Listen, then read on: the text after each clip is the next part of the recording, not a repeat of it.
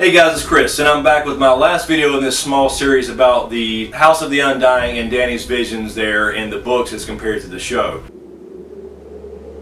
And in the last video we talked about the third set of visions that I had called the title vision. So in this section is the last set of visions that I just refer to as quick visions. These are the visions that happened right before she left the House of the Undying, and Drogon actually killed the Undying by burning them as they started to reach out for her. These are essentially all just memories really fast, but I think there's a little piece of prophecy in there as well. So the first vision, this last set, goes like this. Shadows whirled and danced inside a tent, boneless and terrible. I think this is pretty self-explanatory. This is referring back to Mira Mazdur doing the blood magic sacrifice in order to save Drogo, where she actually saw the shadows and stuff dancing in the tent. So I think that's just pretty much a straight up memory. The next one reads, a little girl ran barefoot toward a big house with a red door. And again, this goes back to a memory of her house with the red door when she lived apparently in Braavos with Sir Willem Darry. But again, this brings up the question, how did she live in Braavos in a small house? I know she describes it as a big house, but a small house compared to a mansion, which would have been the Sea Lord's palace that she potentially lived in. And it could be that simple, but it just kind of feeds the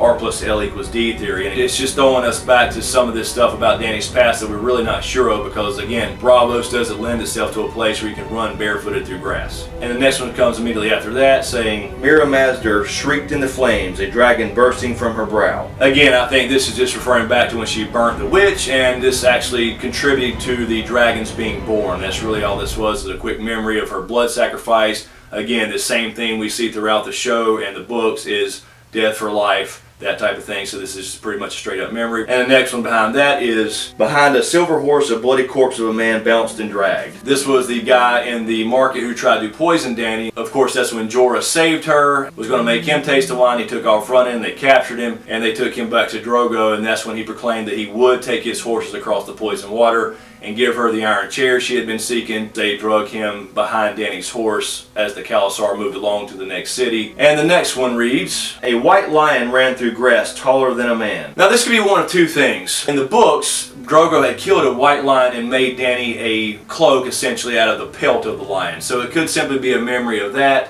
And it more than likely is, I would say, but it could be actually referring to Tyrion because of the way it's worded. It says that a white lion is running through grass taller than men. If the grass is taller than men, that implies that the grass is either really big or the lion is really small, which of course could refer to Tyrion being an imp. It could be a little bit of prophecy in there involving the fact that Tyrion will be on his way to her at some point, although at this point in the books he's still in King's Landing. And the next vision reads, beneath the mother of mountains a line of naked crones crept from a great lake, knelt shivering before her, grey heads bowed. This is more than likely, and I think most people agree, that this is the Dash Kaleen when she was having the heart-eating ceremony where she ate the stallion's heart, where they proclaimed she was carrying Drogo's son, who would be the stallion that mounts the world. So I think this is just a memory of that, so pretty straightforward. And then we have the final vision in the House of the Undying before she actually escapes and Drogon actually burns and kills the Undying, and that is 10,000 slaves lifted blood-stained hands as she raced by on her silver, riding like the wind. Mother, they cried, mother, mother.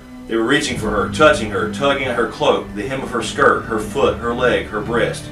They wanted her, needed her, the fire, the life, and Dany gasped and opened her arms to give herself to them. Now at this time, this had not yet happened, so this is a little bit of prophecy here, because at the time she was still in Quarth and she had not yet freed anybody. She hadn't gained an army as far as the Unsullied. So this is actually prophecy, but we've already seen this come true. This is when she freed the slaves in Yunkai. And after she freed them, they all came out. We saw this in the show, calling her mother, mother. I believe this was a little bit of prophecy there, but it also implies that she is to become this motherly figure. That could mean in the figurative sense as far as her actually freeing the slaves and being motherly to them, or it could refer to the fact that at some point she will have a son or daughter of her own, a real living child, which kind of goes back to the prophecy that the witch had stated about when the mountains blow like the wind and when you bear a living child. It may point to her future as actually becoming a mother again. That's all the visions in the House of the Undying, so I just wanted to break those up and make it a little bit easier to go through and understand and kind of put them in sets like that. Although most of them are pretty straightforward, and this happened quite a long time ago as far as the story goes, because we're all caught up with all the books and we're all caught up with the show.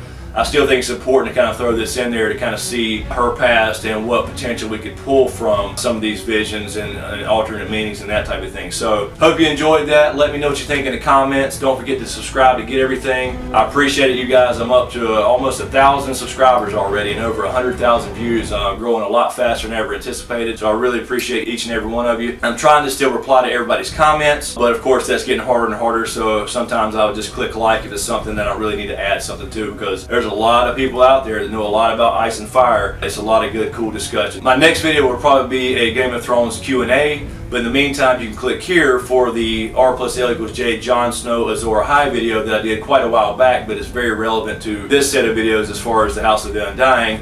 And also click here for the R+L=D theory that I talk about. It's not my theory, but again, it's an older theory that's kind of gaining some traction online, but it is relevant to this stuff in Dany's past. So thanks again, you guys. Thanks for watching, and we'll see you next time.